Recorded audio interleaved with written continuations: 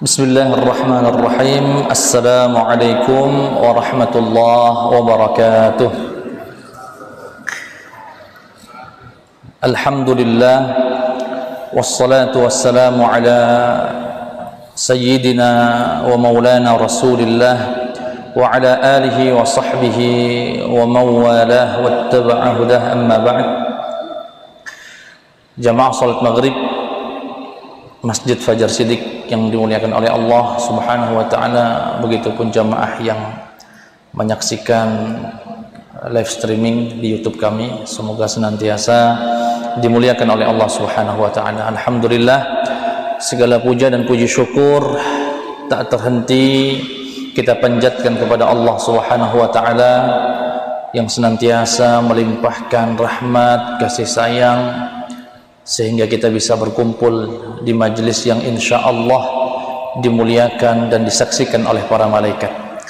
Salawat beriring salam tercurahkan kepada suri tauladan baginda Muhammad sallallahu alaihi wasallam. Semoga kita semua kelak insya Allah bisa bersama beliau, bahkan berdekatan majelisnya dengan Nabi Muhammad sallallahu alaihi wasallam. Amin ya rabbal alamin. Langsung saja kita masuk ke hadis yang ke-13, berbicara tentang awal penciptaan manusia dan adanya perjanjian atau komitmen yang pernah kita ikrarkan di hadapan Allah Subhanahu wa taala. Ya. Langsung saja, qala al-musannifu hafizahullah, pengarang buku berkata, semoga Allah senantiasa menjaga beliau, wa nafa'ana Allah bi 'ulumihi fid dunya wal akhirah, dan Allah memberikan keberkahan, kebermanfaatan ilmu beliau untuk kita semua, dunia dan akhirat. Amin ya rabbal alamin. Babu bad'il khalqi wa ahadits al-anbiya. An Muslim bin Yasar al-Juhani anna Umar bin al-Khattab radhiyallahu anhu su'ila an hadhihi al-ayah. Dari Muslim ibn Yasar al-Juhani bahwasanya Sayyidina Umar ibn al-Khattab pernah ditanya tentang salah satu ayat di dalam Al-Quran, tepatnya surat Al-A'raf ayat 172. Jadi Sayyidina Umar pernah ditanya tafsir dari ayat 172 dari surat Al-A'raf, di mana Allah Subhanahu wa taala berfirman, a'udzubillahi minasyaitonir rajim, وَإِذْ أَخَذَ رَبُّكَ مِنْ بَنِي آدَمَ مِنْ ظُهُورِهِمْ ذُرِّيَّتَهُمْ وَأَشْهَدَهُمْ عَلَى أَنْفُسِهِمْ أَلَسْتُ بِرَبِّكُمْ قَالُوا بَلَى شَهِدْنَا أن تقولوا يوم القيامة إنا كنا عن هذا غافلين. Kurang lebih makna terjemah ayatnya adalah, dan ingatlah tatkala Tuhanmu Allah Subhanahu wa taala mengeluarkan dari tulang punggung Bani Adam keturunan-keturunannya, wa asyhadahum ala anfusihim, kemudian Allah mempersaksikan mereka terhadap diri mereka sendiri. Tentang apa persaksiannya? Alastu bi rabbikum, bukankah aku Tuhan kalian? Kemudian keturunan Bani Adam termasuk kita di antaranya berkata, qalu bala syahidna, benar ya Allah, kami bersaksi engkaulah Tuhan kami. An taqulu yaumal qiyamati inna kunna an hadza ghafilin, kata Allah, agar kalian nantinya tidak mengingkari, tidak berkata di hari kiamat, ya Allah kami lupa tentang perjanjian itu. agak sulit ya, makanya sampai sahabat pun bertanya makna ayat ini apa. Sampai-sampai sahabat pun bertanya kepada sahabat yang lain, yaitu Sayyidina Umar, apa makna ayat itu? Ayat yang tadi terjemahannya kurang lebih, Allah subhanahu wa ta'ala mengeluarkan dari tulang punggung Bani Adam keturunan-keturunannya, menciptakan dari tulang punggung Bani Adam keturunan-keturunannya. Kemudian Allah itu pernah meminta persaksian kita semua dulu. Nanti saya akan ceritakan bagaimana kisah perjanjian itu, di mana Allah berkata kepada seluruh umat manusia yang akan diciptakan, wahai seluruh manusia Bani Adam, apakah kalian tahu kalau aku ini Tuhan kalian? Atau maukah kalian bersaksi kalau aku ini adalah Tuhan kalian? Kita pernah menjawab saat itu, iya ya Allah, kami bersaksi engkau adalah Tuhan kami. Nah, Allah subhanahu wa ta'ala meminta persaksian itu di antara alasannya agar nanti di hari kiamat kita tidak bisa lagi berkilah berkata kepada Allah, ya Allah, kami lupa pernah janji itu, kami lupa pernah mengatakan kalau kami bersaksi tidak ada Tuhan selain engkau. Nah, sahabat itu bertanya, ini cerita apa sih? Apa sih maksud dari ayat ini? Apa jawaban Sayyidina Umar? Kata Sayyidina Umar, faqala Umar bin al-Khattab radhiyallahu anhu, beliau menjawab, sami'tu Rasulullah sallallahu alaihi wasallam yus'alu anha. Kata Sayyidina Umar, saya dulu pernah mendengar Rasulullah pernah ditanya seperti ini juga. Jadi dulu Rasulullah itu pernah juga ditanya tentang ayat ini, dan Rasulullah memberikan jawaban begini. Jawaban Rasulullah, innallaha tabaraka wa ta'ala khalaqa Adam thumma masaha dhahrah biyaminihi hatta istakhraja minhu dhurriyyah faqala khalaqtu haula lil jannah wa bi'amali ahli al jannati ya'malun. Rasulullah menjawab, sesungguhnya Allah menciptakan Adam, kemudian mengusap punggung Adam dengan tangan kanannya, sehingga kemudian mengeluarkan keturunan-keturunan Bani Adam. Kemudian Allah berkata, aku ciptakan ini, manusia-manusia ini, keturunan Bani Adam, untuk menghuni surga, dan dengan amalan ahli surga mereka akan beramal. Kemudian Rasulullah melanjutkan, mohon maaf mungkin bahasanya agak, ini bicara apa sih sebetulnya? Nanti insya Allah pelan-pelan kita baca dulu redaksi hadisnya, baru nanti kita masuk ke tafsirnya.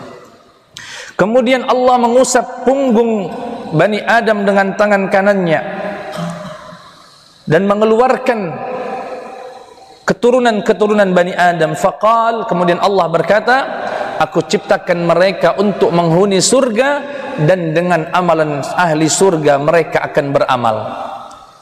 Datang seorang laki-laki kepada Rasulullah, fafimal amal ya Rasulullah, kalau Allah sudah menentukan surga dan neraka, dan ini penduduknya dan ini penduduknya, lalu ngapain kami beramal? Datang seorang laki-laki ini kepada Rasulullah sallallahu alaihi wasallam. Kata Rasulullah, innallaha, Rasulullah menjawab, sesungguhnya Allah, idza khalaqal 'abda lil jannati ista'malahu bi'amali ahli jannah, sesungguhnya Allah jika menciptakan seorang hamba untuk surga, maka hamba itu akan disibukkan dengan amalan ahli surga, dan hatta yamuta ala amalin min a'mali ahli jannah, sampai orang itu sibuk dengan amalan ahli surga. Dan sampai kapan?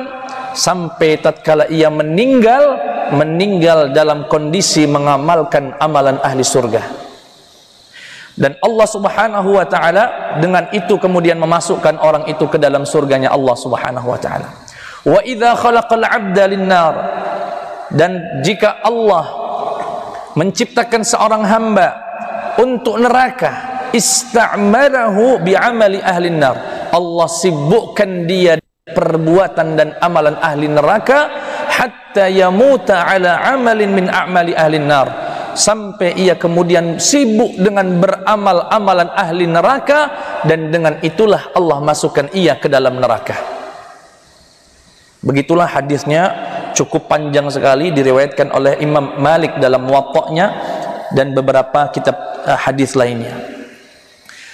Banyak pembahasan sebetulnya yang bisa kita kupas dalam hadis ini, namun minimal ada 3 poin yang ingin kami jelaskan dan kita kaji bersama. Yang pertama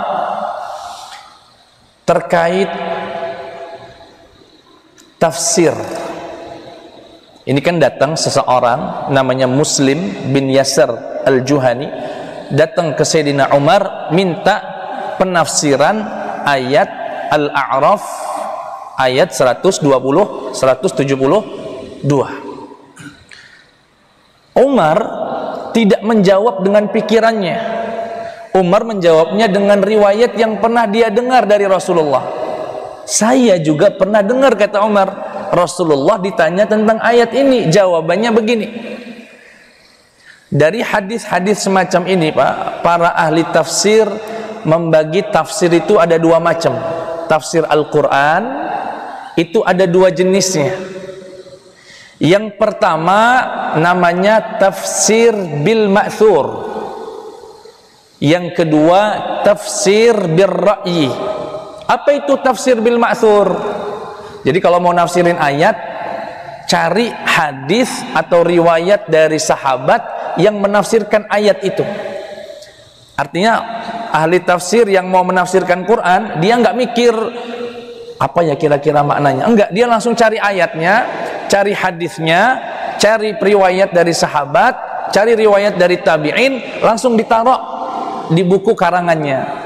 Jadi nafsirin Qur'annya dengan ayat Al-Quran, nafsirin Qur'annya dengan hadis, nafsirin Qur'annya dengan riwayat dari sahabat. Itu namanya tafsir bil ma'thur, tafsir Quran dengan riwayat baik dari Rasulullah atau dari sahabat atau bahkan dengan Al-Quran sendiri.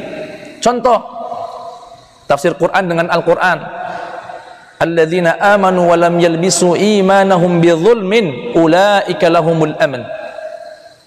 Sesungguhnya orang yang beriman, ini dalam surat Al-An'am, orang yang beriman dan tidak pernah berbuat zalim, itulah yang akan mendapatkan keamanan nanti di akhirat. Sahabat kemudian lari ke Rasulullah, ya Rasulullah, ayat ini mengatakan hanya orang yang beriman dan yang tidak pernah berbuat zalim yang hanya akan mendapatkan surga nanti. Siapa di antara kami ya Rasulullah yang nggak pernah berbuat zalim? Kalau begitu nggak ada yang masuk surga dong. Kata Rasulullah, makna zalim di situ bukan zalim menurut kalian. Zalim itu ada di surat Luqman tafsirnya. Apa itu? Innasyirka la zulmun. Yang dimaksud zalim di ayat itu adalah zalim di ayat Luqman. Apa maksudnya? Yang dimaksud kezaliman adalah berbuat syirik, menyembah selain Allah. Artinya orang muslim yang beriman dan tidak pernah berbuat syirik, itulah yang akan masuk. Kalau zalim pernah ngambil harta orang sedikit, pernah ngomongin aib orang sedikit, ini mah nggak masalah, bukan nggak masalah. Insya Allah tetap masuk. Paham kira-kira ya? Atau contoh lain, tafsir Al-Quran dengan Quran. Dalam surat Al-Baqarah diharamkan darah. Darah bagaimana? Pokoknya darah. Innama harrama alaikumul maitata waddama walahmal khinzir. Sesungguhnya Allah mengharamkan bangkai dan darah, kemudian daging babi. Ini darah yang bagaimana nih? Darah yang mengalir, atau darah yang menempel di urat, atau darah yang menempel di daging? Yang mana yang diharamkan? Ditafsirkan oleh Al-Quran sendiri di surat Al-Maidah, ya, di mana Allah Subhanahu wa taala mengatakan, qul la ajidu fima uhiya ilayya muharraman ala ta'imi yat'amuhu illa an yakuna maitatan aw daman masfuha. Sesungguhnya tidak ada yang diharamkan kepadaku, ya Muhammad, katakan, tidak ada yang diharamkan kepadaku kecuali sesuatu yang bangkai atau darah yang mengalir. Artinya darah yang diharamkan di surat Al-Baqarah adalah yang dimaksud darah yang Mana tafsir buktinya, dalilnya? Di surat Al-Maidah tadi. Itu namanya nafsirin Quran dengan Al-Quran. Ini namanya tafsir bil ma'thur, atau Quran dengan hadis. Ya, banyak sekali. Wa aqimus shalah, dirikanlah salat. Bagaimana caranya? Nggak ada di Quran.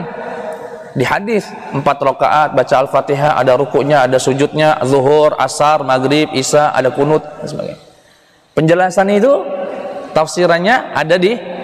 Nah, menafsirkan Quran dengan Al-Quran dengan Al-Quran, Al-Quran dengan hadis, ya, ini termasuk tafsir bil ma'thur namanya. Contohnya apa? Ya, tafsir Imam Ibnu Jarir At-Tabari, Ibnu Katsir, tafsir Quranil Azim. Kemudian Imam Suyuti punya kitab namanya Ad-Durrul Manthur fi tafsir Al-Quran bil ma'thur. Ya, ini tafsir jenis pertama. Yang kedua, nafsir Quran dengan ijtihadnya ulama. Ijtihadnya artinya ulama ketika baca begini, ini kira-kira maknanya apa? Berpikir beliau. Berpikir dengan kemampuan ya, penguasaannya tentang ilmu syariat yang mendalam, sehingga melahirkan makna. Oh, ini maksud Allah itu begini, ini tafsirannya begini, tafsirannya begini. Ini namanya tafsir birra'yi, yaitu tafsir dengan contoh kitabnya banyak. Punyanya Imam Razi, Tafsirul Kabir, Mafatihul Ghaib. Kemudian tafsir Faidul Qadir punya Imam Syaukani, banyak. Ya, itu dua. Nah, Imam sahabat Umar Ibnul Khattab memberikan contoh. Kamu nanya tafsir sama saya ayat 172 dari surat Al-A'raf.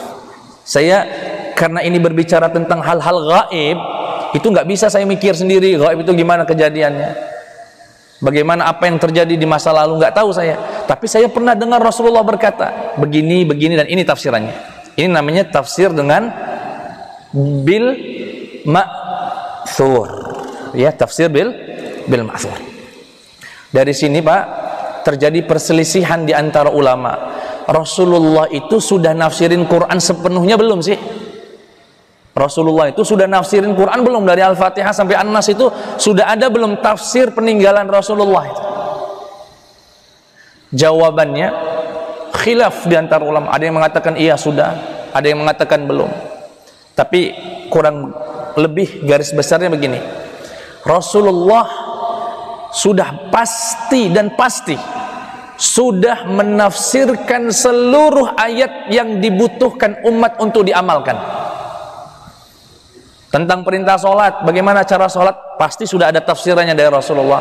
Suruh bayar zakat, berapa kadarnya dan kepada siapa harus dikasih, pasti sudah ada tafsirannya.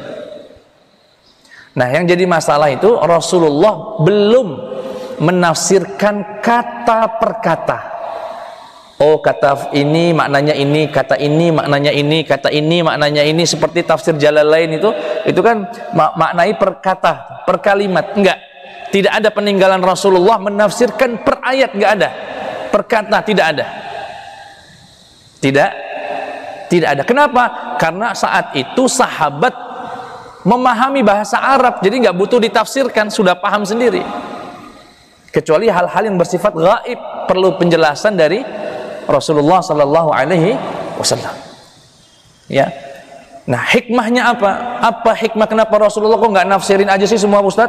Buat buku tafsir begitu selesai.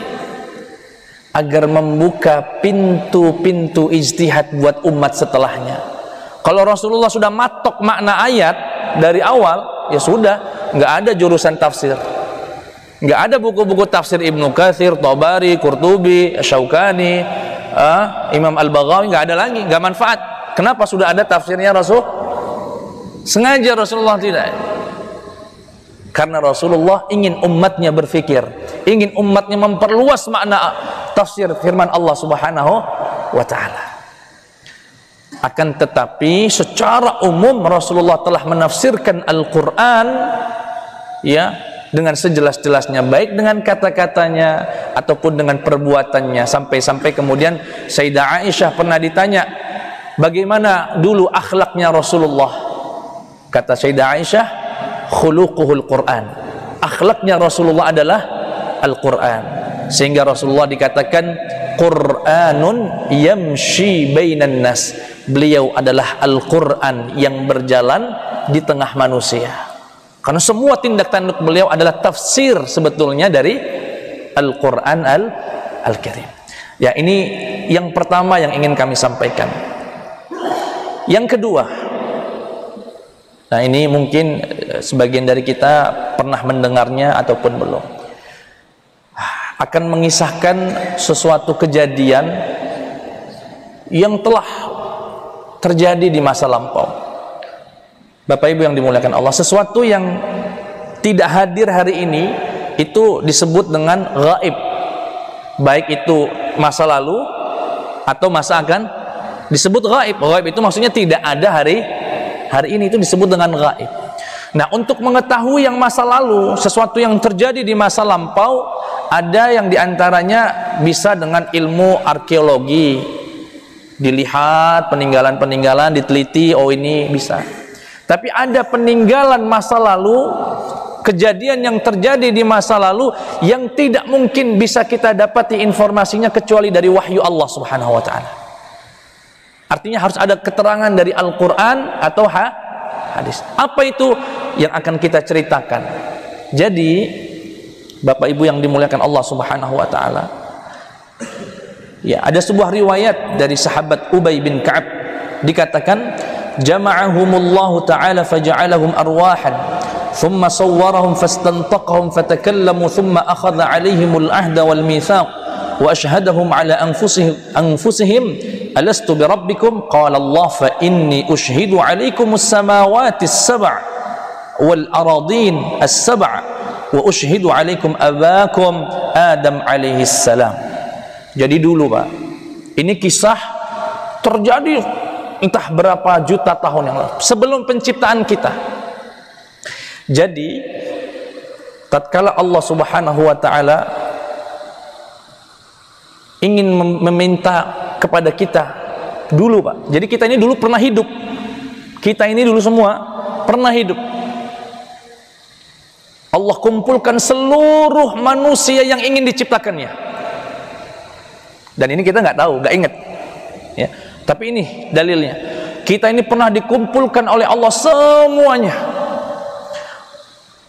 diciptakan ruhnya, diciptakan bentuk-bentuknya, dan dikumpulkan di dalam riwayat lain di satu tempat namanya Na'man, sebelah Gunung Arafah, tempatnya wukuf Arafah.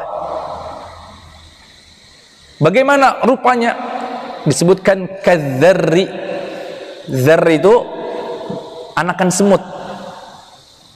Ada yang mengatakan debu yang berterbangan banyak sekali di depan Nabi Adam alaihi salam.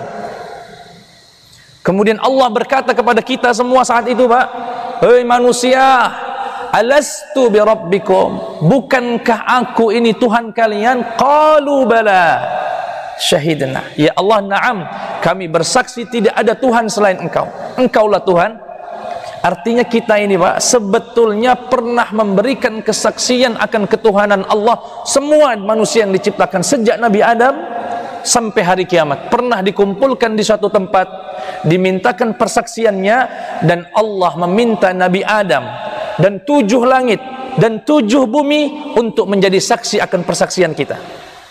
Dan ini kita nggak tahu kecuali dapat wahyu dari, ya nggak ada yang ingat di antara kita, karena ini berita gaib, berita gaib. Jadi tadi tafsir ayatnya yang mengatakan, dan ingatlah tatkala Tuhanmu mengeluarkan dari tulang punggung Bani Adam keturunan-keturunannya, kemudian memintakan persaksiannya terhadap diri kalian, diri mereka, alastu bi rabbikum, bukankah aku Tuhan kalian? Qalu bala syahidna. Itu maksudnya Allah pernah menciptakan kita semua. Dulu ketika Nabi Adam diturunkan ke bumi, kita dikumpulkan di hadapan Nabi Adam alaihissalam. Kemudian Allah berkata kepada kita semuanya, laki perempuan yang akan diciptakan di kemudian hari, kalian bersaksi bahwasanya aku adalah Tuhan kalian. Iya ya Allah, kami bersaksi. Nabi Adam menjadi saksi, langit 7 langit dan 7 bumi pun menjadi saksi atas kesaksian kita itu. Dan kemudian kita diwafatkan lagi dan nantinya akan dikeluarkan pada masa yang telah ditentukan, termasuk hari ini. Makanya dari sini Bapak Ibu yang dimuliakan Allah, ada hadis yang mengatakan, diriwayatkan oleh Imam Al-Bukhari, kullu mauludin yuladu 'alal fitrah. Setiap orang yang dilahir di bumi ini Pak, siapapun, baik dia dari rahim muslimah atau dari rahim seorang kafirah non muslim, itu dia dilahirkan dalam keadaan fitrah. Salah satu makna fitrah di sini adalah di hatinya itu ada kecondongan akan keyakinan adanya Tuhan yang menciptakannya. Semua yang lahir di bumi ini memiliki rasa adanya Tuhan. Kemudian Rasulullah menyebutkan kullu mauludin yuladu 'ala fitrah. Setiap manusia dilahirkan dengan rasa fitrah tadi, kebersihan hati sehingga merasakan adanya Tuhan. Illa abawah, hanya saja kedua orang tuanya, yumajjisanih, menjadikannya orang Majusi, au yuhawwidanih, atau menjadikannya orang Yahudi, au yunassiranih, atau menjadikannya orang Nasrani, dan seterusnya. Au kama qala alaihi salatu wassalam. Artinya dari sini Bapak Ibu yang dimuliakan Allah, manusia itu, kita ini Pak, melalui 3 dimensi alam. Yang pertama yang disebut dengan alam dzar atau alam arwah tadi. Alam dzar itu tadi, dzar itu diambil dari kitab itu, pernah dikumpulkan itu. Dikumpulkan apa? Seperti anakan semut atau debu yang berterbangan. Kedua, alamud dunya, hari ini tempat kita beramal soleh. Yang ketiga nanti alamul akhirah, alam akhirat. Nah, dari sini kata al-imam, saya ngutip dari Imam Sya'rawi, dikatakan laula hadhil musyahadah lamastata'a insanun an yastau'iba qadiyatal iman bil ghaibi wa fi qimmatiha al iman biwujudillah. Kata beliau, berkat adanya persaksian itulah kita ini bisa meyakini adanya Allah. Kalau enggak ada itu, mustahil, kata beliau, manusia ini mampu membayangkan adanya Tuhan, mampu meyakini adanya Tuhan. Kenapa kita semua bisa yakin adanya Allah? Karena di hati kecil kita yang paling dalam ada rasa keberadaan Tuhan itu. Dan itu muncul karena kita pernah mempersaksikan Allah Subhanahu wa taala dulu, ya, di hadapan ayah kita semua, Nabi Adam alaihi salam. Bapak Ibu yang dimuliakan Allah Subhanahu wa taala, itu yang disebut dengan alamul dzar, alamu adzar. Makanya kadang-kadang kalau kita perhatikan, ada orang masuk Islam itu mudah sekali, hanya karena misalnya, mohon maaf, pernah saya mendengar cerita di kisah di Amerika, seseorang itu masuk Islam hanya karena dia sedang baca Quran, kebetulan dikasih Quran oleh temannya, kemudian lampunya yang dipakai untuk baca mati, dia hidupkan lilin. Begitu lilin itu jatuh, mati, jatuhlah ke salah satu ayat. Ayat itu menunjukkan tentang kebesaran Allah Subhanahu wa ta'ala. Inna fi khalqis samawati wal ardi wa ikhtilafil laili wan nahar, dan seterusnya. Begitu juga. Masuk Islam, cepat sekali dia masuk Islam. Mudah. Ada sebagian orang masuk Islam itu hanya karena melihat senyuman orang muslim. Seperti kisah seorang wanita dari Perancis. Katanya dia datang ke Maroko, melihat orang muslim kok senyum, assalamualaikum. Ditanya, antum agamanya apa? Islam. Dia tertarik masuk Islam. Ada yang masuk Islam hanya gara-gara melihat kaligrafi. Artinya untuk bisa membuat orang masuk Islam itu, selama hatinya bersih, itu mudah sekali. Mudah sekali. Kenapa mudah? Karena sejatinya setiap manusia dulu pernah mensaksikan keberadaan Allah, dan itu menyisakan sinyal di dalam hati. Hanya tinggal kemudian sinyal itu merespon, menangkap pesan-pesan Allah yang menunjukkan akan keberadaan Allah Subhanahu wa ta'ala. Ya, ini kisah yang ditanyakan oleh Sayyidina Umar radhiyallahu anhu. Kemudian dikisahkan tadi dalam hadis Allah menciptakan ahli surga, kemudian nanti yang diciptakan ahli surga ini akan dibuat sibuk dengan surga, amalan ahli surga, sehingga dia di dunia nanti hidupnya manfaat, berkah, rajin sholat, rajin sedekah, sehingga nanti masuk surga. Ada yang diciptakan untuk neraka dan nanti di dunianya sibuk dengan perbuatan neraka. Seakan di sini Allah telah menentukan siapa yang masuk surga, siapa yang masuk. Datang sahabat, ya Rasulullah, fa fimal amal. Kalau sudah ditentukan ini surga, ini neraka, ini penduduknya, lalu ngapain kami harus beramal? Ya sudah, pasrah saja dengan ketetapan itu. Rasulullah menjawab dengan ungkapan yang sangat pendek. I'malu fa kullun muyassarun lima khuliqalah.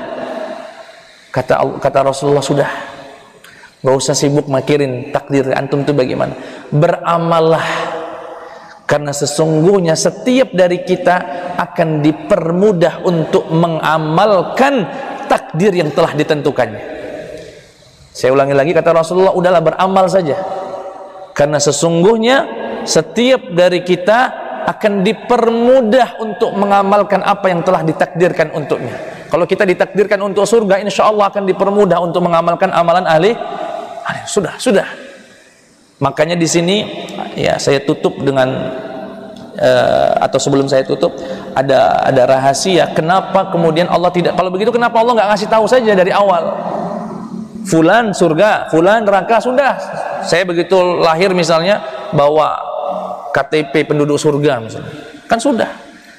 Sengaja Allah tidak beritahukan itu agar kita semua berharap sama Allah Subhanahu wa taala, agar kita semua berusaha dan agar kita takut kepada Allah Subhanahu wa taala akan tempat akhir peristirahatan kita, akan tempat kembali kita nantinya. Dan di sini ada ungkapan dari Imam Ibnu Rajab Al-Hambali, kata beliau, inna qulubal, wa qad qil, beliau menukilkan sebuah ungkapan, inna qulubal abrari mu'allaqatun bil khawatim yaquluna bima dha yukhtamu lana wa qulubul muqarrabin wa hum a'la minal abrar mu'allaqatun bis sawabiq yaquluna madha sabaqa lana. Jadi kata beliau menukilkan sebuah pendapat begini, Pak. Orang-orang abror, jadi ada orang-orang abror, ada orang-orang muqarrabun namanya. Abror dan jadi orang-orang soleh ini, Pak, orang-orang soleh yang ya kita ini insya Allah ya, yang rajin sholat, rajin pengajian, nggak pernah zalimin orang, itu ada dua makomnya. Yang pertama makom abror, adalah orang-orang yang taat melaksanakan yang wajib-wajib, menjaga betul yang wajib-wajib dan meninggalkan yang haram.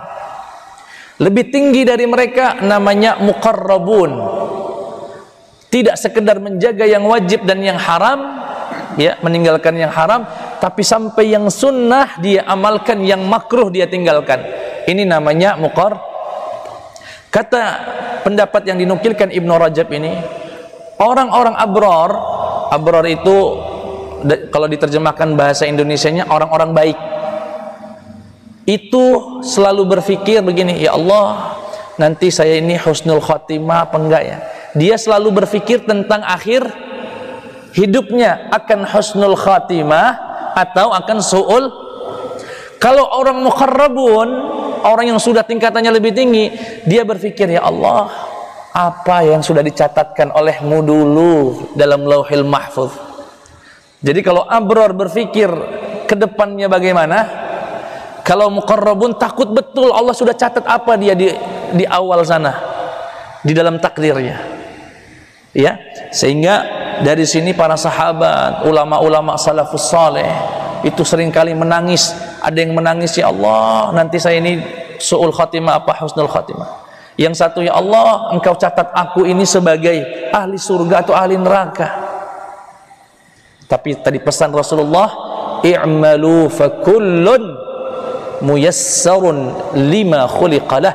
Beramal saja, kita nggak usah mikirin dalam artian berlebihan tentang takdir itu, Yang penting yang kita tahu kita sholat, kita rajin ibadah, dekat dengan orang soleh, ya, dan jangan zalimin orang sedikit pun. Insya Allah dengan itu kita akan masuk ke dalam surganya Allah Subhanahu wa Ta'ala. Itu saja yang dapat disampaikan. Kalau ada yang ingin ditanyakan, mungkin satu pertanyaan dipersilahkan. Bapak Ibu sekalian, dipersilakan Bapak Ibu dari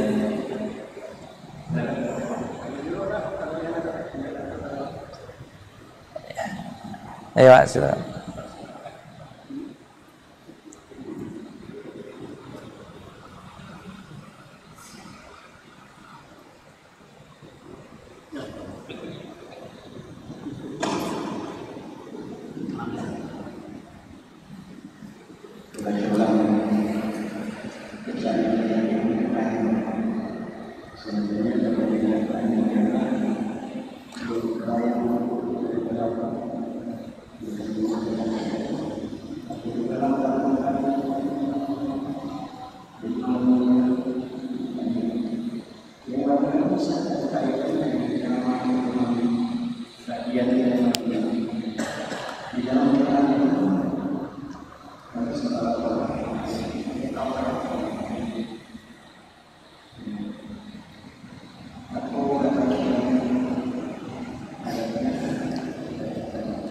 Nggak dengar aja. Nggak kita dengar. Iya. Di dalam Quran itu ada beberapa ayat yang pecahnya bertabrakan. Oh, bertabrakan. Ya, ayat ayatnya dengan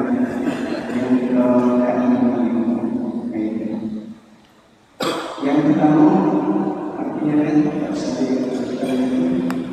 ya minta dengan aku jika ya. Kemudian aku berupa janji ya kan, ada lagi aku kata aku berbuat segenap aku, ada lagi kayak aku hapuskan nama-nama yang lagi.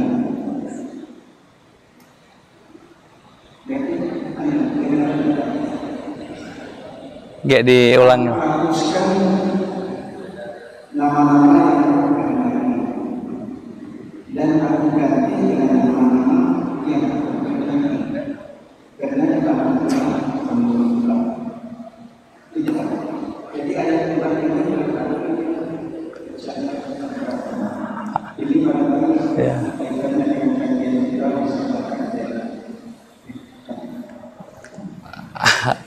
Aku enggak dengar apa. ayat kontradiksi ayat Tentang iya, enggak pakai mic lebih baik kayaknya, Warif. Enggak usah pakai mic. Enggak usah pakai mic. Jadi yang ayat itu seolah-olah bertabrakan itu di dalam Al-Quran yang ditemukan ada 4 macam. Apa itu kan? Yang pertama, ya Tuhan, mintalah kamu itu dengan aku, niscaya aku perkenankan kamu. Kemudian Tuhan itu berkata lain lagi di ayat yang lain lagi, aku tidak melakukan janji. Artinya yang sudah ditakdirkan seolah-olah tidak bisa dirubah lagi yang lain. Tapi Tuhan berkata di ayat yang lain, aku berkehendak berbuat sekehendak aku. Ada lagi ayat yang lain, kata Tuhan berkata, aku menghapus nama-nama yang aku kehendaki, aku ganti dengan nama-nama yang aku kehendaki. Di akulah, di tangankulah rumah kita. Karena ayat ini seolah-olah iya. Tentang ini sudah azan ya. Seakan-akan ada perbedaan ya dalam Al-Quran. Yang pasti keyakinan orang Muslim meyakini tidak akan ada kontradiksi antara Al-Quran dengan Al-Quran, dan tidak ada kontradiksi antara Al-Quran dengan hadis yang sahih. Bahkan Imam Syafi'i itu ulama pertama yang mengarang kitab namanya Mukhtalaful Hadis, mengumpulkan semua hadis yang kontradiktif, kemudian beliau jelaskan. Kata beliau, kalau masih ada silahkan tanya, nanti saya jawab kalau masih ada. Nah, termasuk ayat-ayat yang terkesan kontradiktif tadi. Satu, kata Allah, ud'uni astajib lakum, berdoalah kepadaku niscaya akan aku jawab. Satu sisi Allah mengatakan innallaha la yukhliful mi'ad, sesungguhnya Allah tidak mengingkari janjinya. Maksud wa'arib itu mi'ad yang di sini adalah janji takdir si fulan ini akan begini dan begitu. Yang ketiga, yang terakhir tadi apa, Pak? Oh iya, ana fa'alul lima yurid, saya ini berbuat sekehendak saya. Wala yus'alu amma yaf'al, dan Allah tidak boleh ditanya kenapa berbuat begitu dan begini. Ya. Yang keempat tadi ya tidak begitu ini, tapi inti poinnya kena. Ini jawaban begini, Warif. Qadha dan qadar termasuk di dalamnya adalah doa. Ya. Barangkali kami juga di antara kami ada yang paham, ada yang qadar dan qadar, ada yang belum tahu. Panjang kayak lazan ini. Memang seharusnya memang tahu dan qadha dan qadar. Intinya kurang lebih begini. Takdirnya Allah itu ada dua macam. Ada yang mubram, ada yang muallaq. Mubram adalah takdir yang nggak bisa dirubah-rubah sama sekali. Itu namanya takdir mubram. Yang kedua namanya takdir muallaq, takdir yang mungkin masih bisa dirubah. Dirubahnya dengan apa? Di antaranya dengan doa. Makanya disebutkan dalam hadis la yuraddu qada'u illa du'a. Sesungguhnya qada Allah itu tidak bisa ditolak kecuali dengan doa. Qada yang dimaksud adalah qada muallaq, yang masih bergantung. Nah, kecuali dengan doa. Uniknya doa itu sendiri bagian dari qadanya Allah Subhanahu wa taala. Sehingga tidak ada yang benturan. Akan jadi benturan kalau diposisikan doa di sini, qada di sini. Qada mengatakan A, doa mintanya B. Sehingga benturan. Padahal nggak benturan. Doa bagian dari qadanya Allah Subhanahu wa taala. Dan ini sulit dipahami karena belum paham makna qada dan qadar. Ya, Pak ya, kayak kapan ada waktu lebih ya. Dan tadi qul la ajidu fima uhiya ilai, ya, surat Al-An'am 145, ya. Itu saja, kurang lebihnya mohon maaf. Subhanakallahumma wa bihamdika asyhadu an la ilaha illa anta astaghfiruka wa atubu ilaik. Assalamualaikum warahmatullahi wabarakatuh. Masuk surga.